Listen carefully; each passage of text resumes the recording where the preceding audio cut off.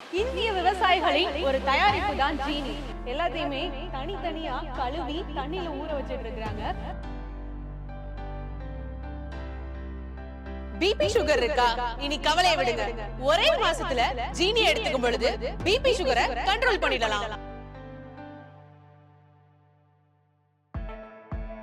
சூரியனோட வெளிச்சத்துக்கு கீழே காய வைத்தல் அப்படின்றது நடைபெறும். நாங்க விவசாயிகளையும் வாழ வைப்போம் அப்படின்ற மாதிரி தான் செஞ்சுட்டு இருக்காங்க. என்னதான் இயந்திரத்தை நம்பினாலும் மனுஷன் கண்ணு தானே முக்கியம். பாரம்பரியமான முறையில தயாரிக்கப்படக்கூடிய ஜீனிய உங்களுடைய வாழ்க்கை முறையில எடுத்துக்கும் பொழுது ஆரோக்கியமான வாழ்க்கைய நீங்க வாழலாம். வணக்கம் மக்களே, இப்போ நம்ம எங்க இருக்கோம் அப்படின்னு பாத்தீங்கன்னா ஜீனிலையா ஜீனிக்கு எங்கம்மா நீ போனேன்னு கேட்பீங்க. ஜீனிக்கு போகல, ஜீனி ஃபேக்டரிக்கு வந்திருக்கிறேன். 2 மாசத்துக்கு முன்னாடி ஜீனி மதுரையில் ஒரு விஷயத்த பார்த்தேன். ஸோ பார்க்கும் போது தான் தெரிஞ்சது ஜீனியை சாப்பிட்டா 1 மாசத்துல வந்துட்டு நம்ம உடம்புல இருக்கக்கூடிய நிறைய பிரச்சனைகள் சரியாகும் அப்படின்னு சொல்லிட்டு, சரி ஃபேக்டரியில போய் பார்க்கலாமே அப்படின்னு சொல்லிட்டு ஃபேக்டரிக்கு வந்திருக்கேன். ஸோ ஃபேக்டரிக்குள்ள என்னென்னலாம் நடக்குது, கிட்டத்தட்ட 9 வகையான சிறுதானியங்களையும் 15 வகையான பயிர் வகைகளையும் வச்சு மில்லட் ரெடி பண்றாங்க, மில்லட் மிக்ஸ் ரெடி பண்ணிட்டு இருக்காங்க. சோ அதுவும் பாரம்பரிய முறையில ரெடி பண்ணிட்டு இருக்காங்களா, எப்படி எல்லாம் ரெடி பண்றாங்க, என்னென்ன வகையான ப்ராசஸ் எல்லாம் இருக்கு அப்படின்றத தான் நாம பார்க்க போறோம். சோ வாங்க வீடியோக்குள்ள போகலாம். சிறுதானியங்களா இருக்கட்டும், பயிர் வகைகளா இருக்கட்டும், எல்லாமே என்ன இங்க எப்படி சட்டியா இருக்குன்னு பார்க்கும்போது தான் தெரிஞ்சது. எல்லாத்தையுமே தனித்தனியா கழுவி தண்ணியில ஊற வச்சிட்டு இருக்காங்க.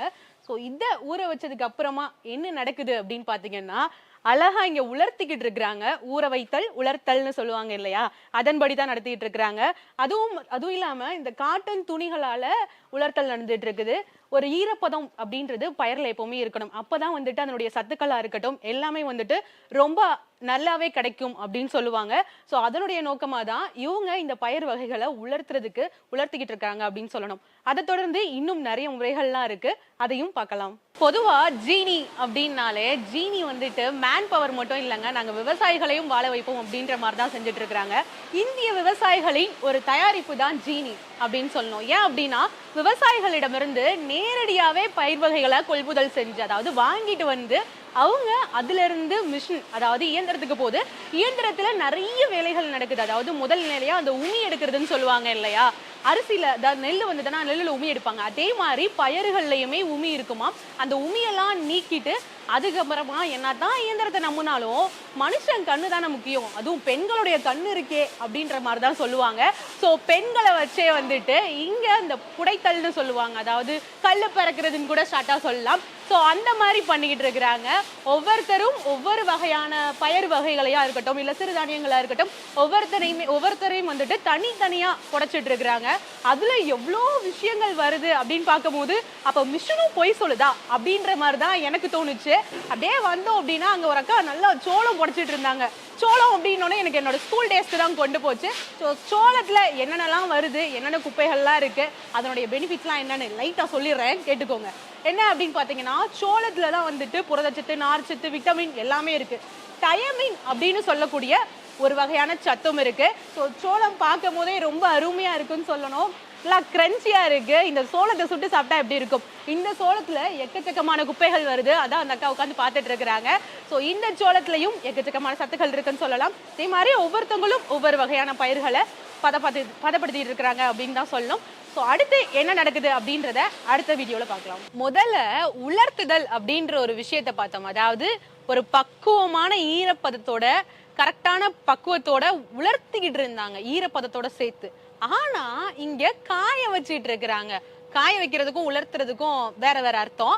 ஸோ காய வைக்கிறது அப்படின்றது அந்த ஈரப்பதம் எல்லாம் போனதுக்கு அப்புறம் சூரியனோட வெளிச்சத்துக்கு கீழே காய வைத்தல் அப்படின்றது நடைபெறும். அது எப்ப பண்ணுவாங்க அப்படின்னு பாத்தீங்கன்னா, இந்த ஈரப்பதத்தை போக்கணும், அதாவது பவுடர் நல்லா வரணும் அப்படின்றதுக்காண்டி பொதுவா நம்ம வீட்லயே வந்துட்டு தயாரிக்கக்கூடிய பவுடரா இருக்கட்டும், அதுக்காக நிறைய நேரம் இந்த ஃபேன் காத்துல உலர்த்துறது, அதுக்கப்புறம் இந்த வெயிலுக்கு கீழே மொட்டை மாடியில போயிட்டு உட்காந்து காய வச்சுட்டே இருக்கிறது அப்படின்ற மாதிரி விஷயங்கள்லாம் பண்ணுவோம் இல்லையா, அதுதான் இங்க நடந்துட்டு இருக்குது. முளைக்கட்டின பயிர்கள், அதாவது முளைக்கட்டி வர பயிர்கள்ல நல்லா பவுடர் ஆகுறதுக்காக நல்லாவே காய வச்சுட்டு இருக்காங்க. இன்னும் நிறைய பயிர்கள் வந்துட்டு முளைக்கட்டி தான் இருக்கு அப்படின்னு கூட சொல்லலாம். தொட்டு பார்த்தாலே தெரியுது, ஈரப்பதமே இல்ல, நல்லா பவுடர் ஆகுறதுக்குரிய தன்மை அப்படின்றது இப்பவே இருக்கு அப்படின்னு தான் சொல்லலாம். கிட்டத்தட்ட அதாவது இந்த உலர்த்துதல், காய வைத்தல் அப்படின்றது ஒரு 4 நாள் நடந்துகிட்டே இருக்கு. அதுதான் இங்க நடக்குது. அதுக்கப்புறம் தான் அந்த வறுக்கிறது எல்லா விஷயங்களும் நடக்குது. அடுத்து என்ன நடக்குது அப்படின்றத அடுத்து பார்க்கலாம். மண் சட்டிய 2ஆ உடைச்சு ஏதோ பண்ணிட்டு இருந்தாங்க. ஸோ என்னன்னு கேட்கும் போது இது வறுக்கிறது அப்படின்னாங்க. இவங்க வறுக்கிறதையுமே பாரம்பரிய முறையில தாங்க பண்ணிக்கிட்டு இருக்கிறாங்க. மண் சட்டி அப்படின்னும் போது நிறைய பலன்கள் இருக்கு. உடலுக்கு குளிர்ச்சி தரும். அது மட்டும் இல்லாம மண் சட்டியில சாப்பிட்டா எக்கச்சக்கமான பலன்கள் நம்ம படிச்சிருக்கோம், நம்ம தெரிஞ்சிருப்போம். பொதுவாகவே நம்ம ஒரு இடத்துக்கு போனோம் அப்படின்னா அந்த பாட்டி வீட்டுக்குலாம் போகும்போது அந்த ட்ரெடிஷ்னல் மெத்தட், அதாவது பாரம்பரிய முறைன்னு ஃபாலோ பண்ணுவாங்க. நார்மலா இருக்கிற பாத்திரத்துல சாப்பாடு வச்சு சாப்பிட்றதுக்கும் அந்த மண் பாத்திரத்துல சாப்பாடு வச்சு சாப்பிட்றதுனுடைய சுவை அப்படின்றது வேற மாதிரி இருக்கும். ஸோ அதைத்தான் இங்க பண்ணிட்டு இருக்கிறாங்க. இங்க வந்துட்டு டபுள் பெனிஃபிட் கிடைக்குது அப்படின்னு தான் சொல்லணும். அதாவது 2 மடங்கா நமக்கு நன்மைகள் கிடைக்குது அப்படின்னு தான் சொல்லணும். என்ன அப்படின்னு பாத்தீங்கன்னா, மண் சட்டியை நம்ம தொடும் போது சுடவே சுடாது. அது எல்லாருக்குமே தெரிஞ்ச ஒரு விஷயம். நான் நல்லாவே தொடுறேன், அந்த சட்டி என்ன சுடவே இல்லை, நான் நல்லா தான் தொட்டிருக்கேன். அதுக்கு பதிலா இங்க ஒரு பக்கத்துல ஒரு பாத்திரம் வச்சிருக்காங்க. ஸோ நான் அதை தொடுறேன், அது என்ன நல்லாவே சுடுது, என்னால் தொட முடியல. இதுல இருந்து என்ன தெரியுது அப்படின்னா, மண் சட்டியில வறுக்கும் போது அதனுடைய பயரா இருக்கட்டும் இல்ல பருப்பா இருக்கட்டும், அதனுடைய பதம் இருக்கு இல்லையா, அதனுடைய பதமும் பக்குவமும் அப்படியே இருக்கும். அதாவது வெறும் சூடு வந்துட்டு லைட்டா தான் ஏறும். அதனுடைய பதமும் பக்குவமும் அதுல இருக்கக்கூடிய விஷயங்களும் குறையவே குறையாது. மண் சட்டியில இருக்கக்கூடிய விஷயமும் சேர்ந்து தான் வரும் அப்படின்னு கூட சொல்லலாம். எல்லாம் சேர்ந்து தான் நமக்கு நன்மைகளா கிடைக்குது. அடுத்த முறை என்ன அப்படின்றத தொடர்ந்து பார்க்கலாம். அடுத்ததா என்ன பண்ணிட்டு இருக்காங்க அப்படின்னு பாத்தீங்கன்னா, பெருசா இருந்தது, என்ன பண்ணிட்டு இருக்கீங்க அப்படின்னு கேட்கும் போது சொல்றாங்க, இதெல்லாம் வந்துட்டு நாங்க மிக்ஸ் பண்ணிட்டு இருக்கோம், அதாவது கலந்துகிட்டு இருக்கோம் அப்படின்றாங்க. எல்லாத்தையும் கலந்தாதானே உங்களுக்கு பவுடரா கிடைக்கும், அதாவது உங்களுக்கு நல்ல ஒரு சத்துள்ள பொருளா வரும் அப்படின்ற மாதிரி சொன்னாங்க. ஸோ அங்க வறுக்கக்கூடிய பொருட்கள் எல்லாத்தையுமே எடுத்துட்டு வந்து எல்லாத்தையுமே ஒன்னா கலந்து இங்க காய வச்சிட்டு இருக்கிறாங்க. அந்த ஹீட்ல இருந்த பொருட்கள் எல்லாமே எடுத்துட்டு வந்து இங்க காய வைக்கிறாங்க. அப்பதான் வந்துட்டு இது கரெக்டான பதத்துக்கு வரும். இது வந்துட்டு இந்த பயிர்கள் எல்லாமே கரெக்டான, அதை தொட்டு பார்த்தாலே தெரியும் எந்த அளவுக்கு சாஃப்டா இருக்கு, எந்த அளவுக்கு வந்துட்டு நல்லா மென்மையாவும் எந்த அளவுக்கு நல்லா முருகலா இருக்கு அப்படின்றது இதை தொட்டு பார்த்தாலே தெரியுது. ஏன் அப்படின்னா நிறைய மாற்றங்கள் இருக்கு. ஒவ்வொரு முறையும் அவங்க வறுக்கும் போது சூட்டை பொறுத்து சில விஷயங்கள் மாறவும் செய்யுது. ஸோ அதுக்கேத்தாப்புல ஒவ்வொன்றும் மாறிக்கிட்டே வருது. இதை வறுக்கும் போதும் அரைக்கும் போதும் அதனுடைய மனமா இருக்கட்டும், அதனுடைய சுவையா இருக்கட்டும் வேற மாதிரி இருக்கு அப்படின்னு தான் சொல்லணும். இதெல்லாம் கலந்த ஒரு கலவையா நம்ம உடலுக்கு பயனுள்ளதாகவும் ஜீனி கொடுத்துட்டு இருக்கிறாங்க. ஸோ அடுத்து என்ன நடக்குது அப்படின்றத தான் பார்க்கலாம். 9 வகையான சிறுதானியங்களும் 15 வகையான பயிர் வகைகளும் பாரம்பரிய முறையில திருகைன்ற தொழில்நுட்பத்துல பயன்படுத்தி அரைச்சு 12 அடுக்குகள் கொண்ட ஃபில்டர் பண்ணி சுத்தமான ஜீனி ஹெல்த் மிக்ஸா நம்ம கைக்கு கிடைக்குது. எந்த ஒரு வேதிப்பொருள் கலப்படமும் இல்லாம, பதப்படுத்துதலும் இல்லாம ஜீனி ஹெல்த் மிக்ஸ் தயாரிக்கப்படுகிறது. 6 வயது முதல் அனைத்து வயதினருக்குமானது ஜீனி மில்லட் ஹெல்த் மிக்ஸ். 6 மாதம் முதல் 2 வயது குழந்தைகளுக்கானது ஜீனி இன்ஃபேண்ட். 2 வயது முதல் 12 வயது குழந்தைகளுக்கானது ஜூனியர் ஜீனி.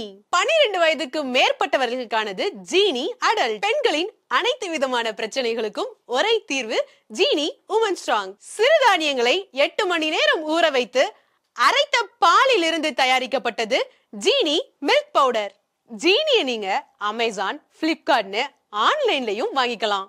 ஜீனியை நீங்க தயாரிக்கிற இடத்துல இருந்தே வாங்கணும்னு நினைச்சீங்கன்னா ஸ்கிரீன்ல தெரியற நம்பருக்கு கான்டாக்ட் பண்ணி ஜீனியை நீங்க வாங்கிக்கலாம்.